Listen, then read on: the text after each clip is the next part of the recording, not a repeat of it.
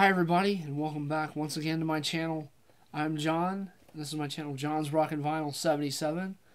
And it's been a very long time since I've actually made a video, so this is gonna be like my non-formal reintroduction, kinda, I guess. But anyway, I have some recent finds from the past, let me think, 2 months or so. And like almost all of this is stuff in the wild. No really online purchases. Maybe one online purchase, but other than that, just like a pretty good collection. So just letting everybody know, there's stuff still out there floating around to get. So there's lots of great stuff that I discovered, that I found. And I guess we'll start off with one of the ones I came up with, the record show. This is probably the oldest find out of all of these. And it's not even that old. It's probably 3 months, 2 or 3 months ago. This is Jethro Tull's Stand Up. Really, really, really killer album. I love this record. I mean, I didn't know about it, like their early stuff before Benefit. I didn't know anything about their other 2 records, but I check this out, and this thing's killer. Great, like really, it's got some real hard rock on it. It's got some blues rock, hard rock stuff. It's really good, actually. Like comparatively to, I mean, Benefit I love. One of my favorite Jethro Tull records. And then Aqualung, of course. Everybody knows Aqualung. But this is just a really good record, and it's got that wonderful stand-up. I think this is the better of the 2 first albums. This is a really solid album. The first album's good too, but it's really different than Jethro Tull. This is getting closer to what Jethro Tull is. So I really like this record. It has some great songs on it. I can't really think of any standouts. It's called Stand Up. I know that there's like this controversy with the Eagles, whether or not they might have stole one of the songs on this album or something. What's the song?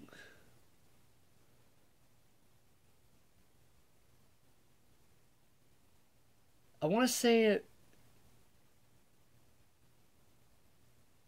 it's Nothing Is Easy. Is that the one that has it's like a riff? I don't really know. It's supposed to sound like Hotel California.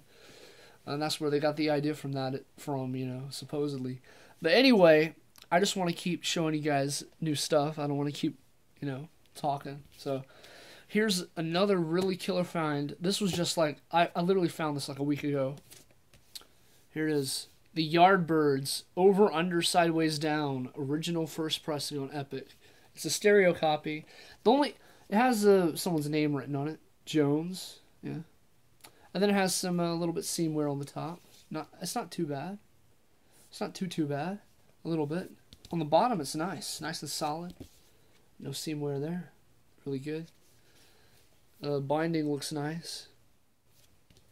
Just a little bit. And then on the back, there's some, dirt. Just a little dirty. I'm not sure. I hear that actually the stereo pressing of this is the rare version. I'm not sure if that's entirely true, but from what I've read, the stereo pressing is rare to find, and it just so happened to be in really, really clean condition.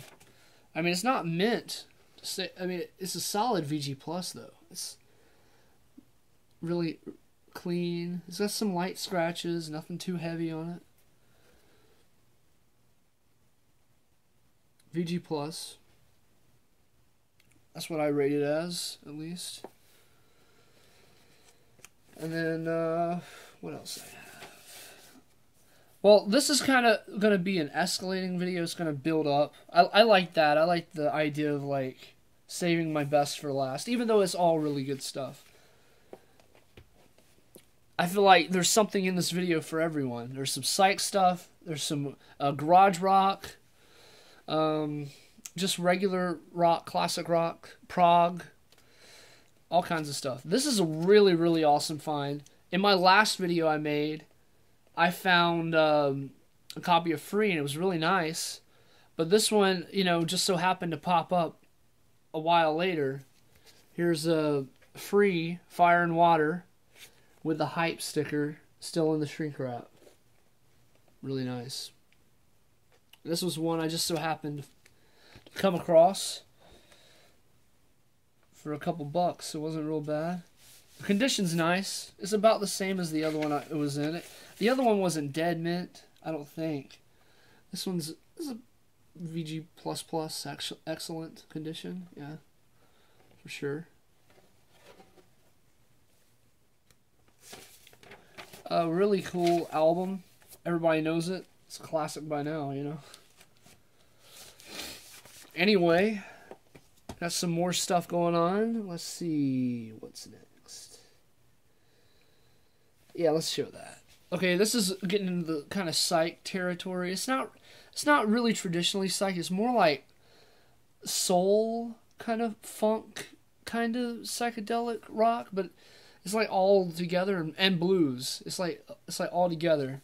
And that's the Loading Zone. This is really cool.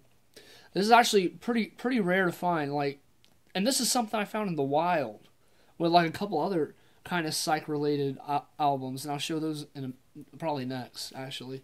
But anyway, this is the Loading Zone, and released on RCA in 1968, I believe, or 68, I believe. Yeah. Let me show you guys the record. It's just gorgeous. It's like dead mint. It's like beautiful. Really nice copy. Nothing. That's something you don't see very often. So when you see stuff like that, you gotta grab it. For like $1, you know, at a Goodwill. That's where a lot of this stuff came from, thrift stores. Just letting you guys know. So, if you guys are, you know, concerned that maybe you go to Goodwills really often, you never see anything, maybe try again. You never know. Because I found all this stuff just in the past 2 months or so. All this good stuff. So, anyway, up next, here comes those other records I was talking about. 2 by the same band. I guess I'll show their first album. Well, I'll show the second album. It doesn't really matter. This is Lin County. Their second album called Proud Flesh. It's got the gatefold. It's got that, you know, the uni, or what do they call it? The uni pack sleeve or whatever. I mean, I haven't really listened to this yet. But as far as I know, like it's probably going to be a lot more, it's probably going to be more hard rock than their first record, just by the back. I mean, it looks rock and roll, so it's probably going to be more hard rock. Their first album is more like, I mean, a lot of people call it like let me think. It's like that same kind of, like, it's like Canned Heat kind of vibe. Anyway, this is probably going to be a bit different. I haven't checked it out yet. I need to check it out. I really dig their first record though. It's really good. But here's their second album, and again for $1, you know. And the record is great. It's in wonderful condition. I'll show you guys. Really clean, excellent condition, I'd say, on this one. Oops. There we go. I'm going to try not to take too much longer on these. Try to hurry up through this. Then we have their earlier record. I think this is their first. Called Till the Break of Dawn. If it's not their first, it's got to be close. I mean, I don't know. Anyway, this one was in really good condition. It only has some of those staple holes or whatever. Let's see, the other side, like a promo thing. And it would make sense because it is a promo. Let me show you guys. I'll show you guys. I actually like this album a lot. I mean, I was looking for the word rural rock, but I mean that's not even really what describes this. Like side one, it's kind of a pop psychedelic, but then side two, it gets a little more blues rock, and it's good. It's really good. I think they had a hit on this record. I'm not sure.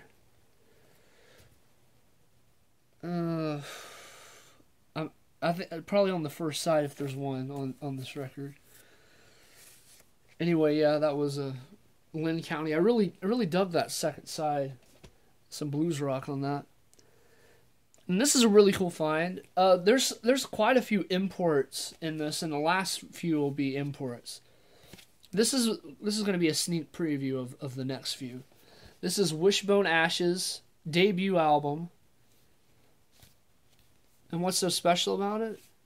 It's on MCA. You know what that means? It's a UK pressing. I'll show you. Here's the gatefold. Just it's slightly different than the US version, I believe. As far as I can remember, I think it is. I didn't go checking. But...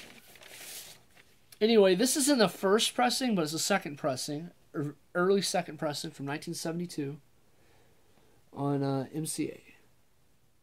On that blue, what do you call this label? I'm trying to think of what the label's called. I don't know. Whatever. It's really cool. This is I'm really excited to have this, and in really, I'd say excellent condition. It's got some light scratches. Not like really light, like, and it plays phenomenally. Head over heels, way better sound than the U.S. pressing, in my opinion. The U.S. pressing was on Decca, the original, and then it was reissued later on MCA. But this is the second pressing, UK pressing, which is really cool to find, and I got it for like $5. You know, you can't beat it, man. It's a really good find. And then now here's another find from a thrift store. People are going to freak out when they see this probably, but this is another really awesome find. And it's one that I see people talk about all the time. It pops up. Let me think of some people that have talked about it. Pretty sure Ron has talked about it before. I can't even think. It's really famous. Here it is. It's the Chesterfield Kings.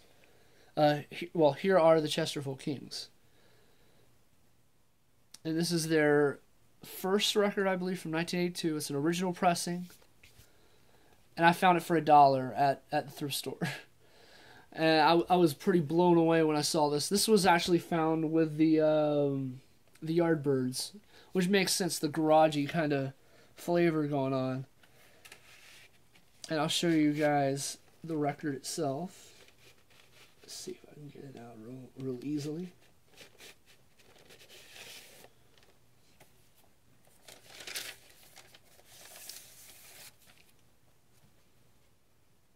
It's on Mirror Records, original first pressing from 1982.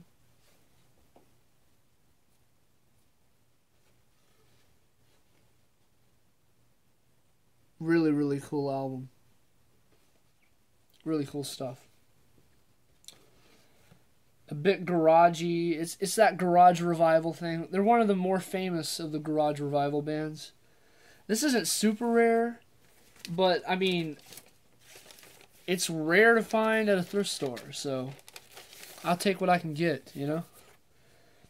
And now we're building up to the last and final items, collectibles that I found. Some albums. And we'll start with this one. This is pretty crazy. Another one of those kind of like miraculous kind of finds, really.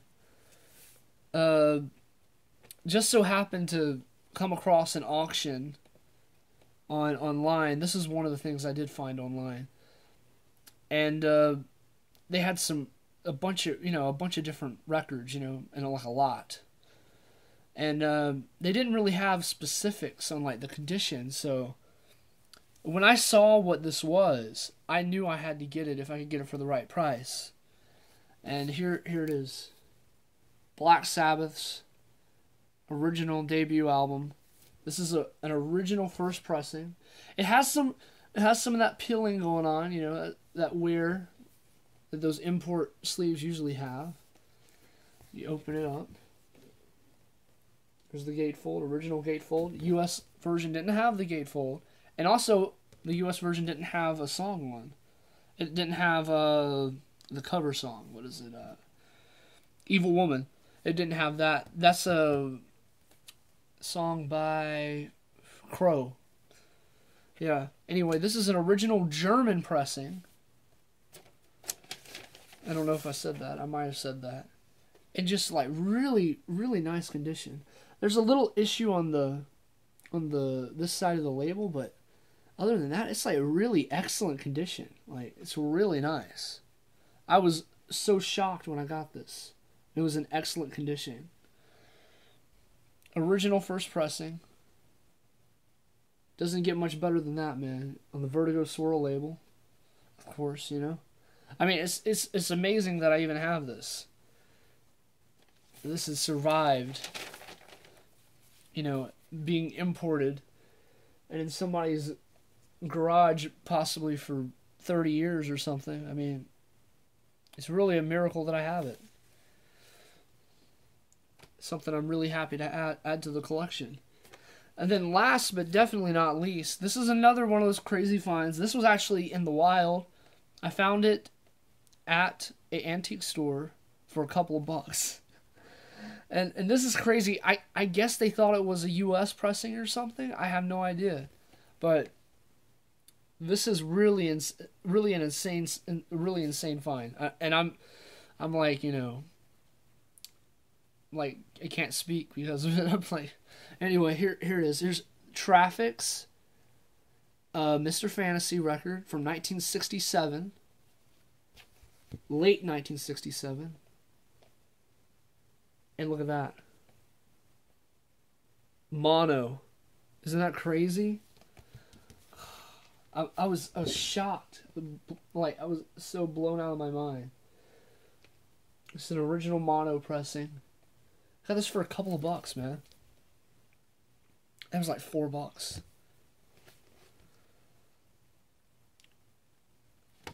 The only issues it had was, like, it had some writing on the label, or on the inside of this cover. It had,